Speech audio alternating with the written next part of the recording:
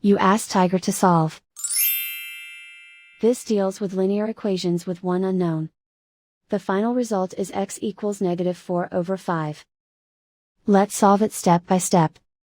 Simplify the expression. Group like terms. Simplify the arithmetic. Remove the ones.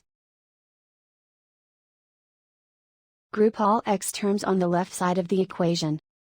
Subtract x from both sides. Group like terms.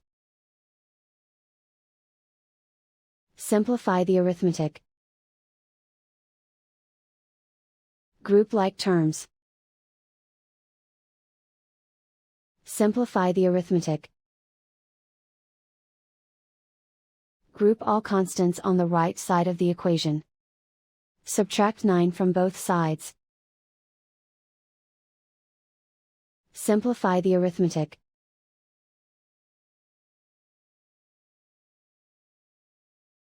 Isolate the x. Divide both sides by 5. Simplify the fraction. And so the final result is x equals -4/5.